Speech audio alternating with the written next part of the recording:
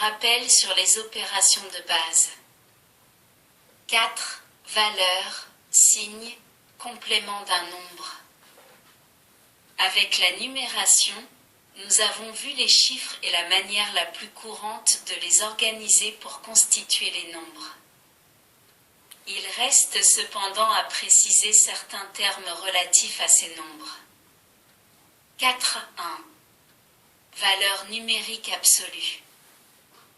La valeur numérique absolue est une des déterminations possibles d'une quantité variable. Nous avons vu que dans la numération de position, chaque graphisme utilisé possède une signification en lui-même. Selon son rang dans l'ordre d'écriture du nombre, on lui affecte un poids déterminé. Cette double pesée constitue la valeur numérique absolue du nombre. 4.2. Signe d'un nombre. La valeur absolue d'un nombre est précédée du signe plus, quand ce nombre est supérieur à 0. Dans le cas où ce nombre est inférieur à 0, la valeur absolue est précédée du signe moins.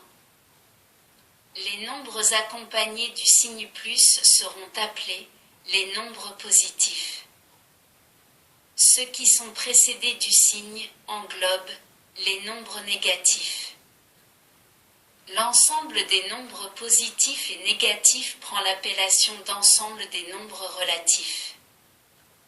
Par convention, les nombres positifs ne sont pas représentés avec leur signe plus. Pour résumer, la valeur absolue d'un nombre est la valeur qui lui est affectée par le système de numération adopté et sans tenir compte de son signe. Cette valeur est représentée entre deux tirets verticaux, soit un nombre de valeur absolue, 256, soit un nombre positif, plus 256 ou 256, soit un nombre négatif, moins 256. Pour plus de précision et afin de dissocier le signe du nombre et celui des opérations que l'on peut effectuer avec les nombres relatifs, ces derniers devraient être représentés par leur valeur absolue et leur signe entre parenthèses. Exemple, plus 256, moins 128.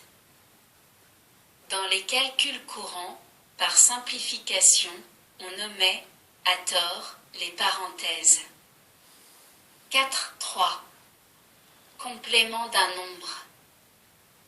Le complément d'un nombre est le nombre qu'il faut ajouter au premier pour en obtenir un troisième, désigné par avance et servant en quelque sorte de référence. Exemple. Le complément du nombre 75 par rapport à la valeur numérique 87, désigné par avance est 87 moins 75 égale 12.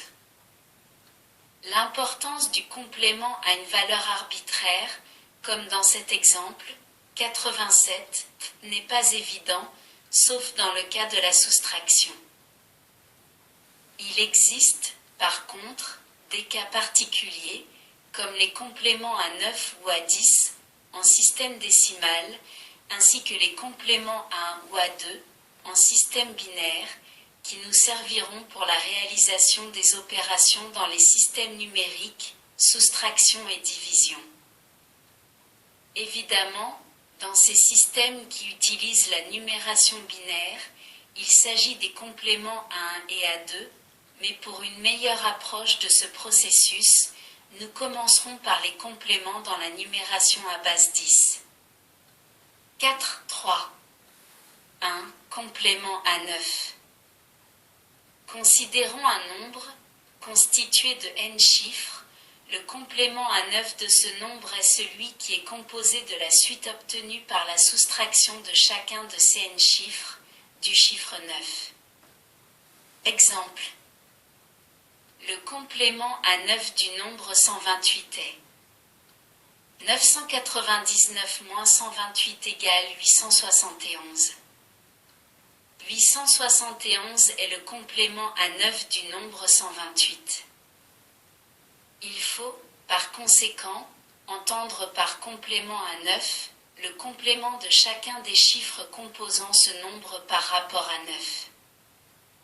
Ce vocable est destiné à définir la valeur numérique qu'il faut ajouter à un nombre désigné pour obtenir la puissance immédiatement supérieure à ce nombre, dans la base utilisée, moins l'unité. Exemple. Reprenons le nombre 128. La puissance ou valeur du rang, immédiatement supérieure à ce nombre, dans la base 10 est 10 puissance 3 ou 1000. La puissance supérieure moins l'unité est 1000 moins 1 égale 999. Le complément à cette valeur est 999 moins 128 égale 871. Le complément à 9 présente la particularité suivante. La soustraction des deux termes, 999 et 128, n'engendre aucun emprunt ou retenue dans la colonne de poids supérieur. 4, 3. 2. Complément à 10. Là encore, il s'agit d'un vocable qui est destiné à définir la valeur numérique qu'il faut ajouter à un nombre désigné pour obtenir la puissance immédiatement supérieure à ce nombre, dans la base utilisée. Par conséquent, c'est le complément à 9 auquel on ajoute un. Exemple. Cherchons le complément à 10 du nombre 128. La puissance immédiatement supérieure est 1000, 10 puissance 3. Le complément à 1228 est 1000 moins 128 égale 872. Autre façon. Reprenons le complément à 9 précédemment obtenu et ajoutons 1. 871 plus 1 égale 872. 872 est le complément à 10 de 128. Les figures 11a et 11b représentent les compléments à 9 et à 10 pour les nombres de 1 à 9. 4, 3. 3. Le complément à 1. Il n'est plus question du système décimal mais du système binaire. Le complément à 1 est l'équivalent binaire du complément à 9 décimales. Le chiffre 9 est le dernier symbole graphique utilisé en base 10 avant de passer à la puissance supérieure, ou rang de poids plus élevé. De même, en base 2, le graphisme 1 est le dernier symbole utilisé avant de passer au rang de poids plus élevé. Pour résumer, le complément à 1 d'un nombre binaire est la valeur numérique qu'il faut ajouter à ce nombre pour obtenir la valeur numérique immédiatement inférieure à celle de la puissance supérieure. Exemple. Soit à trouver le complément à 1, 2, 1, 0, 1, 0. La puissance immédiatement supérieure à 1, 0, 1, 0 est 1, 0, 0, 0, 0. La valeur numérique immédiatement inférieure est 1, 1, 1, 1, voire figure 7. Posons l'opération.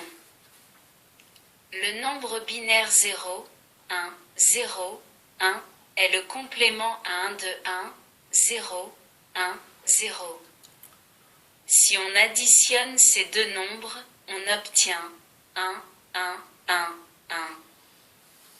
Il faut noter qu'il suffit de remplacer les zéros par des 1 et vice-versa pour trouver le complément à 1 d'un nombre binaire. La procédure est donc très simple. 4, 3. 4, complément à 2, retour. C'est l'équivalent binaire du complément à 10 décimales que nous connaissons déjà. Puisqu'il s'agit de la valeur numérique qu'il faut ajouter à un nombre déterminé pour obtenir la valeur de la puissance immédiatement supérieure, on peut l'obtenir en prenant le complément à 1 et en lui ajoutant 1. Exemple.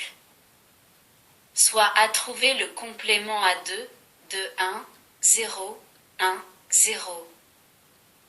On peut aussi le trouver en soustrayant le nombre 1, 0, 1, 0 de la valeur numérique correspondant à la puissance immédiatement supérieure.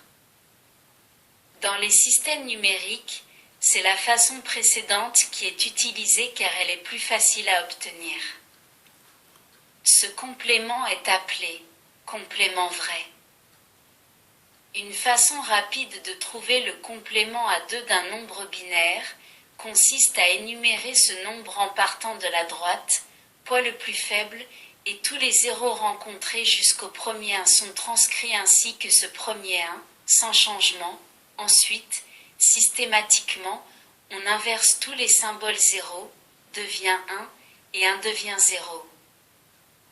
Ce complément va nous servir à réaliser les opérations dans les systèmes numériques. 5. Rappel sur les opérations de base.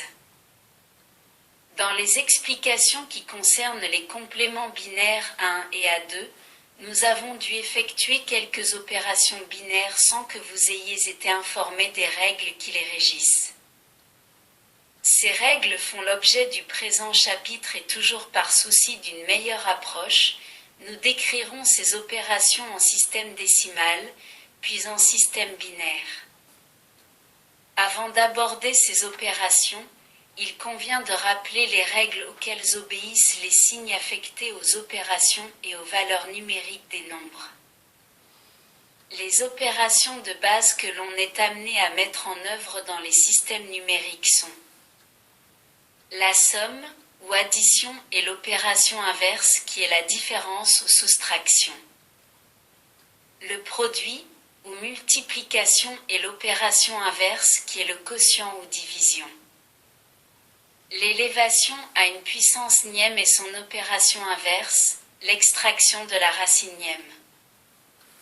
Lorsque l'on écrit ces opérations qui portent sur des nombres, on doit les distinguer les unes des autres par des symboles conventionnels qui sont les suivants. La somme ou addition, plus. La différence ou soustraction, moins. Le produit ou multiplication, multiplié. Le quotient ou division, divisé. L'élévation de puissance, n puissance n. L'extraction de la racine, racine carrée de 4 égale 2 puisque 2 multiplié par 2 égale 4. Les signes des opérateurs somme et produit ne devront pas être confondus avec ceux employés fréquemment pour les opérations logiques correspondant à l'union et à l'intersection. On emploiera de préférence, pour les opérations logiques, les symboles suivants, pour l'union et pour l'intersection. Les nombres relatifs sont représentés par une valeur numérique absolue associée à un signe positif, plus ou négatif, moins, selon qu'ils sont plus grands ou moins grands que 0.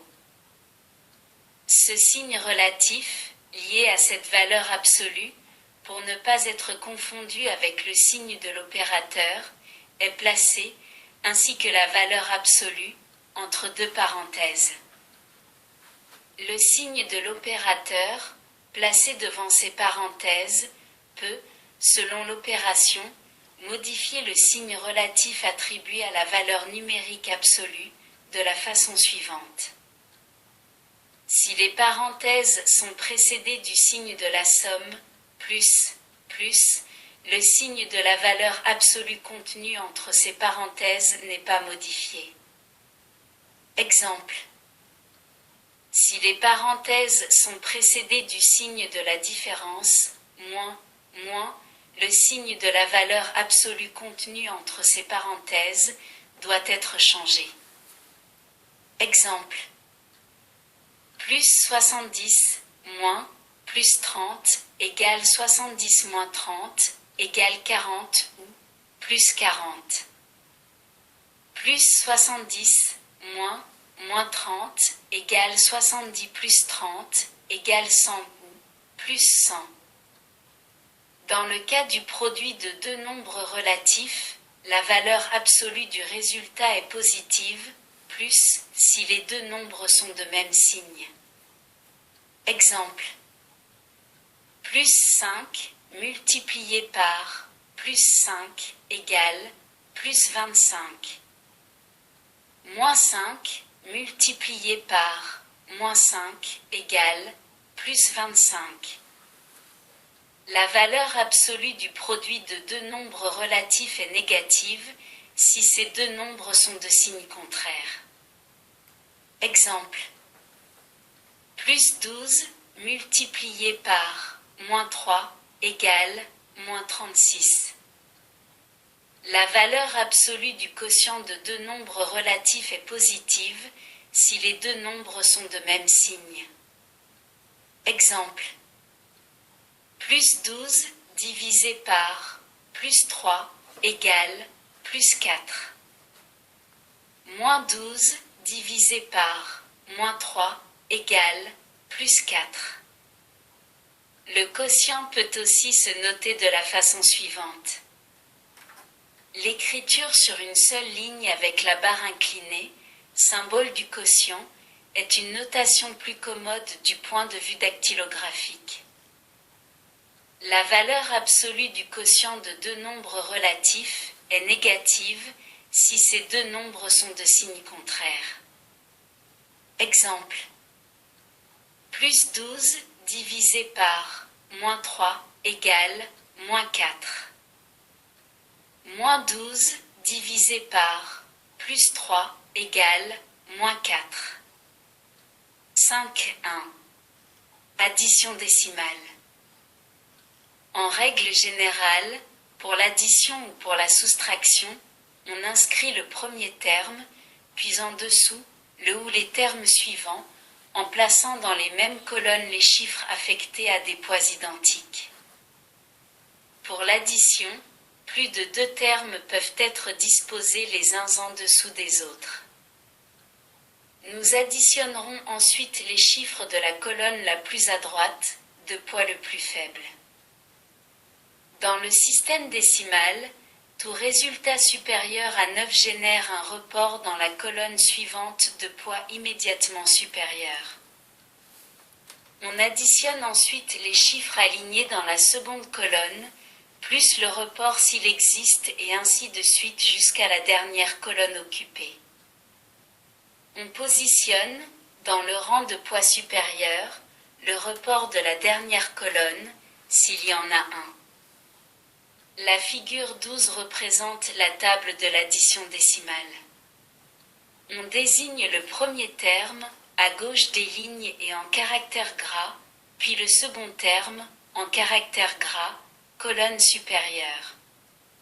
Le résultat est donné dans la case se trouvant à l'intersection de la ligne et de la colonne correspondant au terme choisi. Dans la partie ancien, la somme des termes 1 et 2 impose un report dans la colonne de poids supérieur. Le résultat de cette opération est un total. Exemple, soit à additionner 75 et 46, la figure 13 donne la procédure. La somme ou addition ne se limite pas aux nombres positifs, comme nous l'avons vu au début de ce chapitre, mais à l'ensemble des nombres relatifs. D'une manière générale, elle donne pour résultat la somme des valeurs absolues quand les nombres sont de même signe et la différence s'ils sont de signe contraire. Le signe du résultat est le même que celui des deux nombres qui a la plus grande valeur absolue. Exemple. Plus 75 plus 46 égale plus 121. Plus 75 moins 46 égale moins 29. Moins 70 moins 30 égale moins 100. 5,2. L'addition binaire, retour. Elle s'effectue de la même manière que l'addition décimale. La numération étant à base 2, Tout résultat supérieur à 1 génère un report dans la colonne suivante. La figure 14 représente la table de l'addition binaire. L'utilisation de cette table s'effectue de la même manière que pour celle de l'addition décimale de la figure 12. Dans la partie ancien, la somme des termes 1 et 2 génère un report. On notera la grande simplicité de cette table par rapport à celle de l'addition décimale. Exemple, soit à additionner 13, 10 et 5, 10, l'indice 10 indique, en décimale. Effectuons la transformation de chaque nombre en binaire. 13, 10, 1, 1, 0, 1, 2. 5, 10, 1, 0, 1, 2, l'indice 2 indique que c'est un nombre binaire. La figure 15 montre le processus d'addition de ces deux nombres binaires. On obtient ainsi 1, 0, 0, 1, 0, 2, 18, 10. Les mêmes règles de signes s'appliquent aussi dans le cas des opérations binaires. 5, 3. La soustraction décimale ou différence. Comme pour toute opération, il conviendra de procéder avec ordre. On pose le premier terme, puis on aligne en dessus le second terme en faisant coïncider, dans les colonnes, les poids identiques. On commence la soustraction par la colonne la plus à droite, de poids le plus faible, en prenant comme résultat le complément au chiffre soustrait du chiffre soustracteur. Le chiffre soustrait est celui qui fait partie du nombre soustrait, ce dernier correspond au premier terme. Le chiffre soustracteur est celui qui fait partie du nombre soustracteur, ce dernier correspond au second terme. Si le chiffre soustrait a une valeur numérique inférieure à celle du chiffre soustracteur, il y a génération d'un emprunt dans la colonne de poids immédiatement supérieure, que l'on reporte sous forme de retenue dans cette même colonne, en retranchant cette retenue au chiffre soustrait. La figure 16 indique la table de soustraction décimale. Dans la partie ancien, le terme soustrait ayant une valeur numérique inférieure à celle du terme soustracteur, l'opération génère un emprunt dans la colonne de poids plus élevé. Le résultat de cette opération est une différence. Exemple, soit à soustraire 46 de 75. La figure 17 montre le processus de cette soustraction en décimale. En commençant par la colonne de poids le plus faible, on constate, dans cet exemple, que l'on ne peut retrancher un nombre plus grand d'un nombre plus faible. On va devoir pratiquer un emprunt dans la colonne immédiatement supérieure. Ainsi, nous pouvons réaliser la soustraction. Le nombre soustrait n'est plus 5, mais 10 plus 5 soit 15, auquel nous pouvons retrancher 6. La différence est 9. Cet emprunt d'une unité dans la colonne des dizaines, il faut à présent le retrancher dans cette même colonne, sans quoi le nombre soustrait, 75, verrait sa valeur numérique modifiée, elle deviendrait égale à 85. Une fois cette retenue effectuée, la soustraction peut continuer jusqu'à la dernière colonne occupée. Le résultat ou différence est le complément du nombre soustracteur par rapport au nombre soustrait. Si on additionne le résultat et le nombre soustracteur, on retrouve le nombre soustrait. Dans le cas où le nombre soustrait a une valeur numérique plus élevée ou égale au nombre soustracteur, l'opération est possible et le résultat est positif ou nul. Dans le cas où le nombre soustrait a une valeur numérique inférieure, pour effectuer l'opération, on utilise un artifice. Il en existe plusieurs, Le plus simple consiste à inverser les termes. Le nombre soustrait devient soustracteur. Le soustracteur devient le nombre soustrait. Quand on effectue cette inversion, on affecte à la valeur numérique du résultat le signe négatif, moins. Ceci est une méthode rapide et pratique, car on peut utiliser aussi l'emprunt dans la colonne immédiatement supérieure. Dans ce cas, on obtient le complément à 100 du résultat. On peut aussi procéder par addition du complément du nombre soustracteur au nombre soustrait comme nous le verrons dans le chapitre consacré aux opérations dans les machines numériques. Le terme machine est utilisé ici pour désigner un système travaillant avec des signaux numériques. 5.4. La soustraction binaire. D'une façon générale, les opérations décimales ou binaires obéissent aux mêmes règles.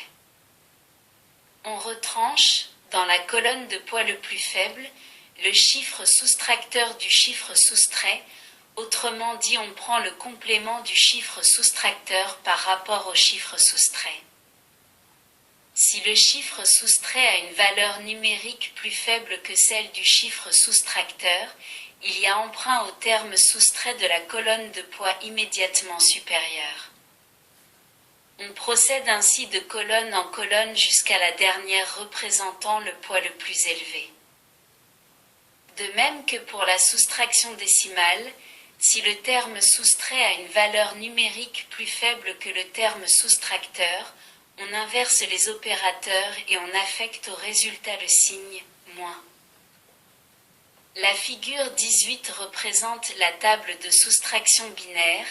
La case ancien correspond à un emprunt au terme soustrait de la colonne de poids immédiatement supérieure.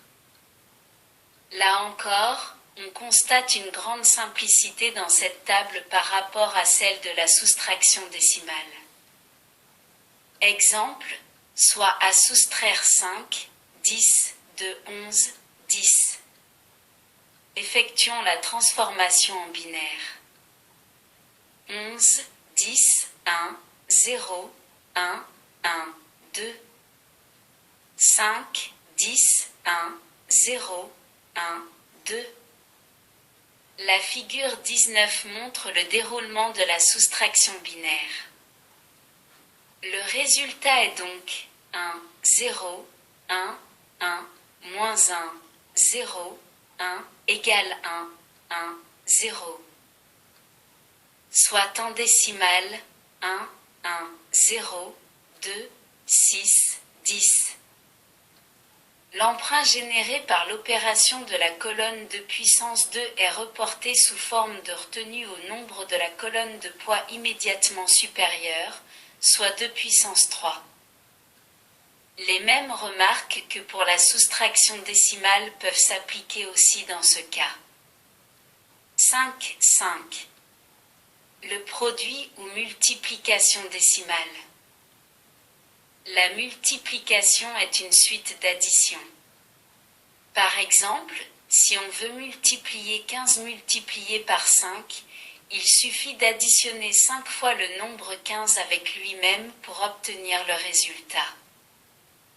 Les tables de multiplication sont faites pour nous éviter ces suites d'addition.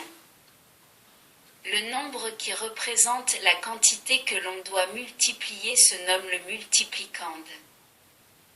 Le second terme du produit se nomme le multiplicateur. Ainsi, dans l'exemple précédent, 15 est le multiplicande et 5 le multiplicateur.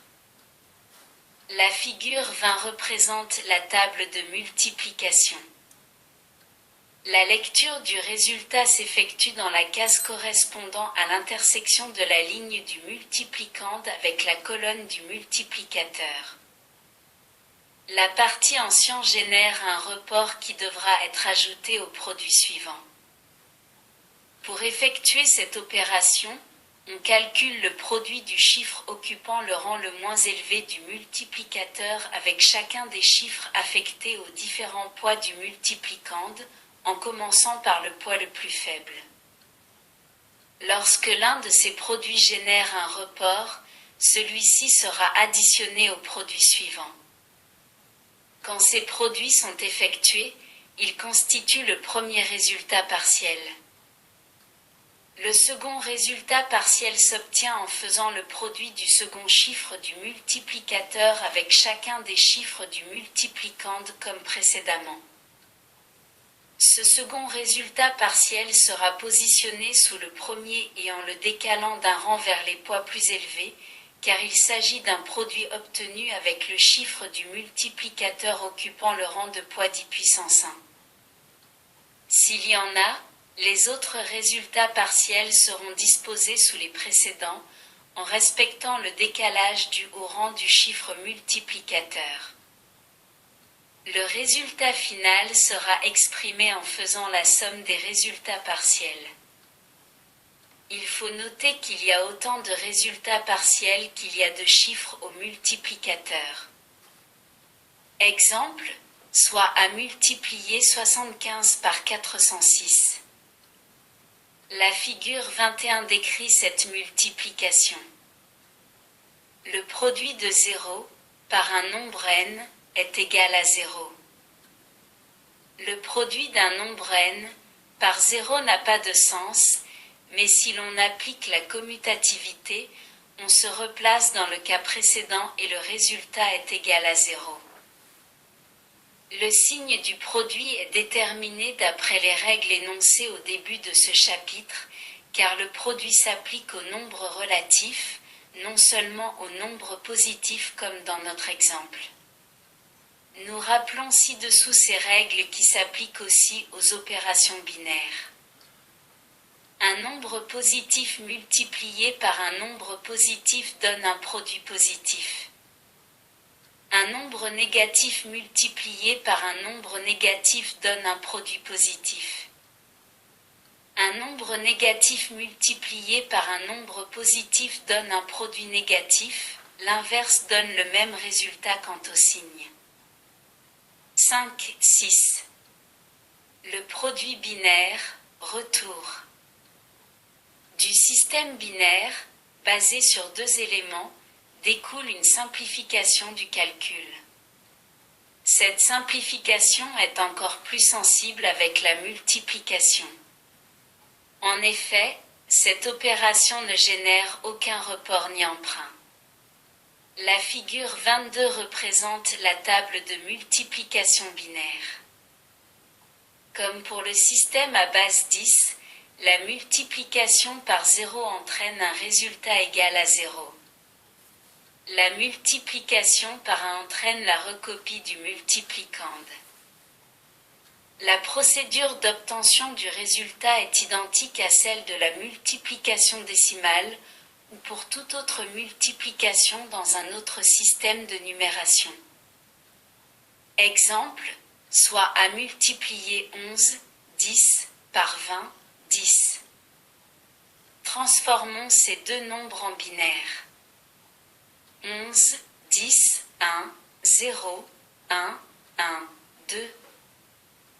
20, 10, 1, 0, 1, 0, 0, 2.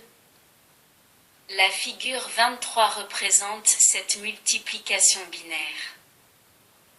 Le résultat de ce produit est donc 110 111 002, ce qui est équivalent au nombre décimal 22 010. 5, 7. La division ou quotient décimal. Le quotient, qui est l'opération inverse du produit, est par conséquent une suite de différences ou soustractions, le produit étant une suite d'additions. Les règles de signes énoncées au début du chapitre s'appliquent au quotient décimal ou binaire. Le quotient est composé d'un nombre à diviser, que l'on nomme le dividende, d'un nombre diviseur, que l'on nomme diviseur. Le nombre de fois que l'on peut soustraire le diviseur du dividende, jusqu'à ce que cela ne soit plus possible, nous donne le quotient. Si la dernière soustraction indique un résultat nul, le quotient est dit entier ou exact.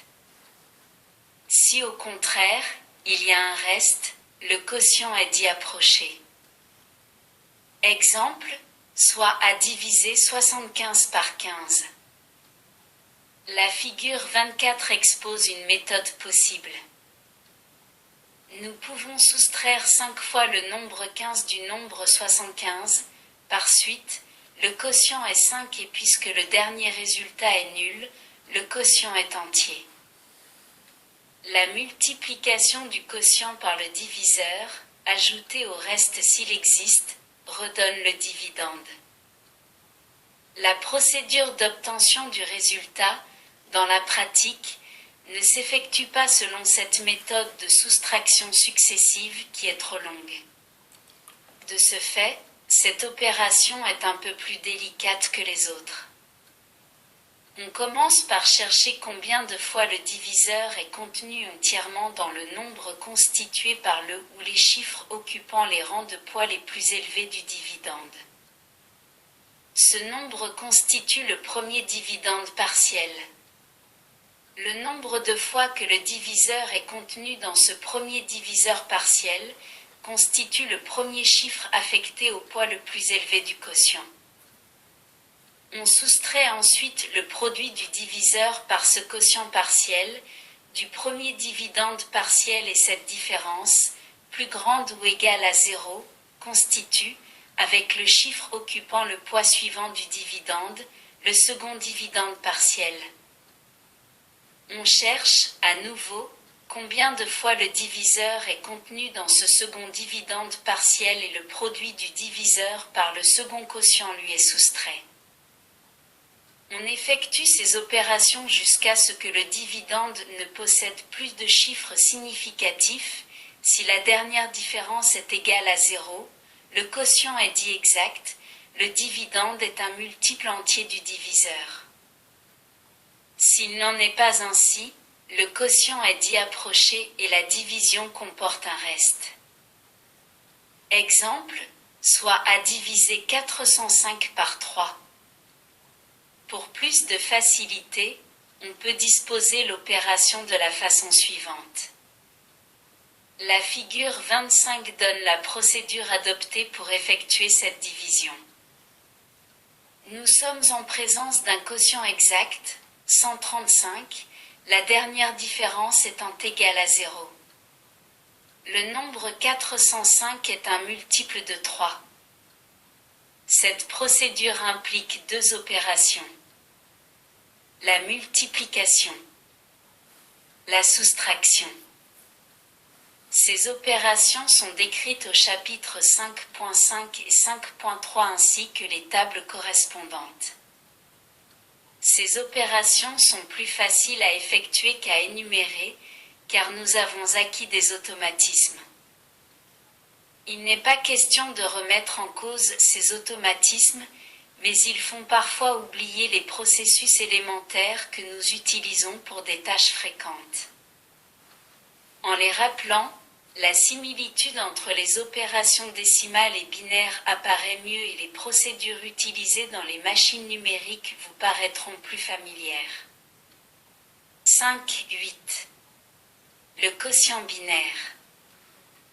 Le cheminement en vue de l'obtention du résultat est identique à celui de la division décimale. Par conséquent, nous allons passer à un exemple. La procédure pratique implique deux opérations. La multiplication ou produit. La soustraction ou différence. Ces opérations nous sont familières, leurs tables sont représentées dans les figures 22 et 18. Soit à diviser 1, 0, 1, 0, 1, 2, 21, 10, par 1,1, 2, 3, 10. La figure 26 représente la procédure utilisée qui est tout à fait analogue à la méthode employée en décimale. La division s'arrête là, car le reste est égal à 0 et il n'y a plus de chiffres, au dividende, à combiner avec le reste. Le résultat de la division est donc 1, 1, 1, 2, soit 7, 10.